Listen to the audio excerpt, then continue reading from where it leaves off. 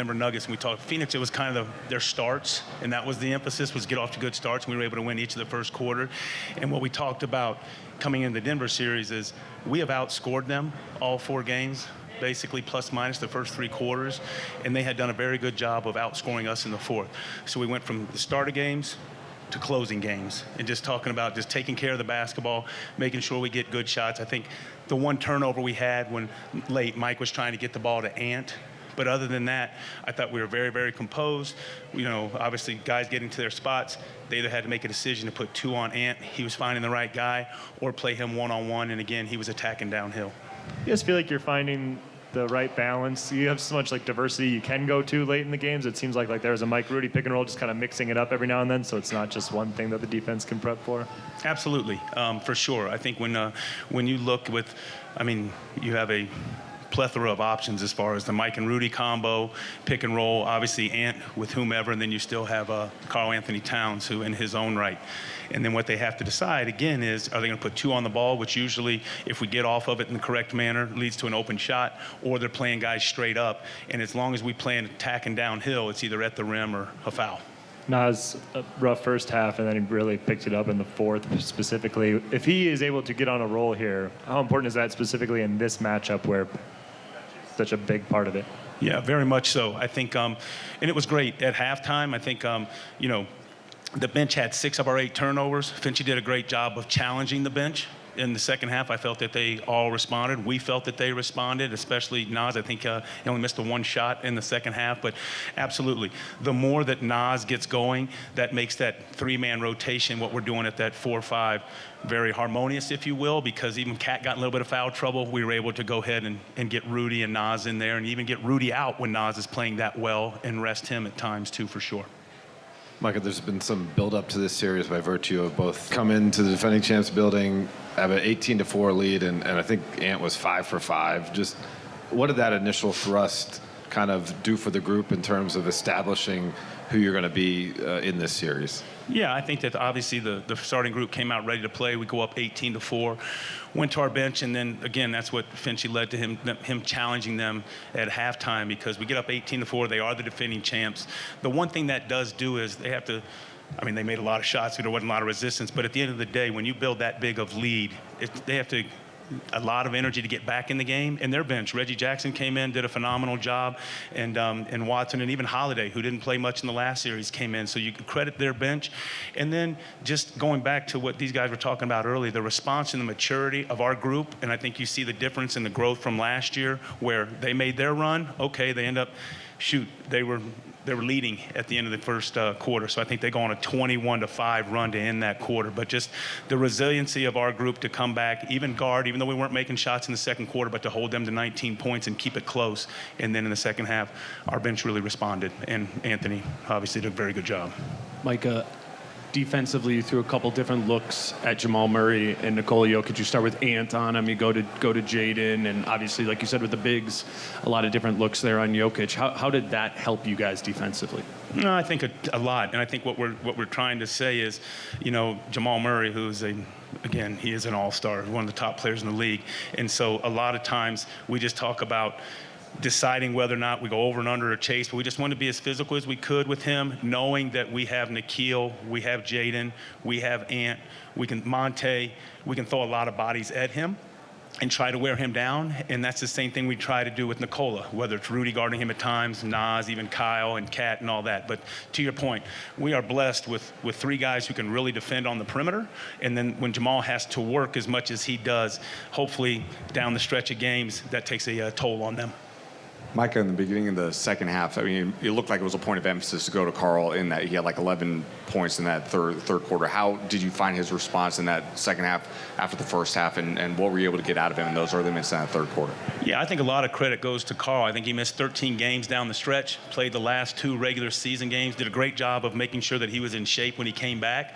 And I think the other difference, too, that aside from last year when he missed 50-some-odd games, he got in, fit right in, found his rhythm, and then they switched switch a lot with that second unit, and obviously Carl, when you switch on to Carl and you play him straight up, and same way, when he plays in attack mode, and we can't emphasize that enough, getting downhill, just using his size to get to the rim, but made a point of emphasis versus their switching to try to make sure, number one, we keep it moving, but also to find Carl in those mismatch situations. Nas and Ant have worked well in blended lineups all year. When you needed offense, isn't that one of the logical ways you get it because of the spacing and the shooting?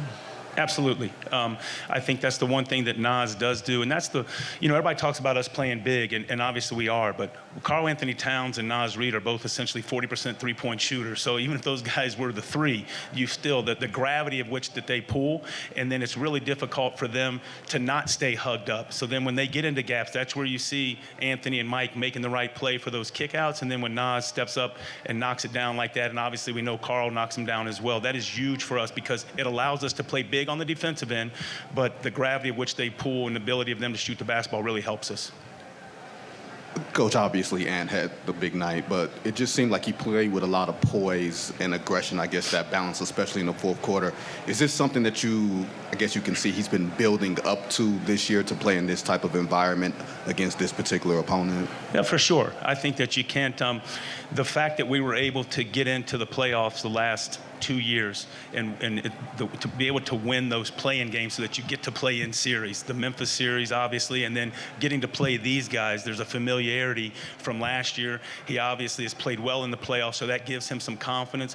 But I think the more you play in the playoffs and the more experience that you get, things start to slow down, and then he can see what people are trying to do to him. And the other thing I will say that's a credit to Ant more so is he's always had the ability, but now he's trusting teammates. And I know that sounds cliche-ish, but at the end of the day, he's willing to get off of it and then get it back and attack and find his spots, and then obviously see the maturity of down the fourth quarter, the stretch that he did. Micah, everyone got to see Ant's kind of leadership on full display in the Phoenix series. Was he saying anything at halftime when he's got 25 a year, 40 points, and he's got it going, but just trying to get the rest of his teammates going? Was he saying anything in the locker room there? Absolutely. And I know you guys have seen all of his interviews. He's always, again, everybody's like, hey, you got 45, and the first thing he'll talk about is Jaden getting 3 stops on Porter Jr. or Nas's big second half. But absolutely, so he's become more vocal. Obviously, you have some great vets on our team with Kat, with Rudy, with Mike, with Kyle that do the most of the talking. However, when Ant speaks, they all listen for sure, and they know that he's all in, and just all he is positive. Nas, keep shooting. Nikhil, we need you. So absolutely, he's been more vocal, and I think it's shown. It gives those guys confidence as well. It wasn't the ideal situation there, but was that almost as seamless as could go with you and Finch? I mean, it seemed like everything just went well. I mean, I know it wasn't ideal or anything, but it seemed like you communicated well. Everything just went kind of smoothly. Yeah, for sure. I mean, all the plays that we scored on were my calls, and the ones we didn't were his. No, I'm joking. But yeah, it went well. And I think the one thing about Finchy is, even though he's up a lot during games, he's not calling a lot of plays. I mean, he really isn't. I mean, there's dead balls and things like that, side out of bounds, after some makes and timeouts, where he'll just kind of tell me things to look for. But he was great. He's like, we don't want to make it clunky is the term that he used. And I think that we did a good job of that.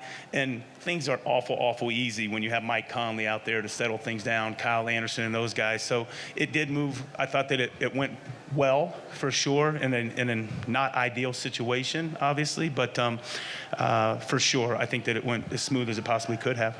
This was probably, obviously Phoenix made little mini runs, but this is the most adversity you faced this postseason. Loud atmosphere and everything. Is that when you can count on Mike the most? Is that when you can lean on him the most, knowing that he's going to do whatever kind of has to be done? Absolutely.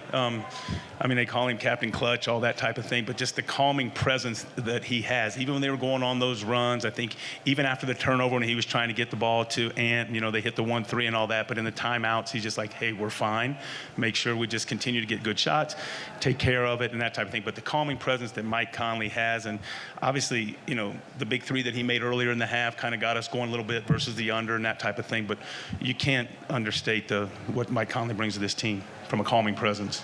Ant shooting in the mid-range this year, maybe as opposed to others. Do you guys have more confidence in that shot? Does he have more confidence in that shot? Because it seemed like, years of work kind of came into maybe a moment like this where he hits a couple of those late. I think it would be more our confidence. I don't think that Anthony Edwards has ever lacked for any type of confidence in his mid-range shot, but he's making them. The thing is, too, everybody talks about at the rim or the three ball and points per game and the efficiency, but and Finchie's even told him that. I mean, when his feet are underneath him and they're down and he sets it, I mean, he's making that shot at any shot from that matter is at an all-time high. Rudy's play in the fourth where he seemed to like bait Nikola into the lob and then tip it away. I mean, when you have such a high IQ offensive team, how much of a weapon is it to have a high IQ defensive player to maybe snuff some of that stuff out?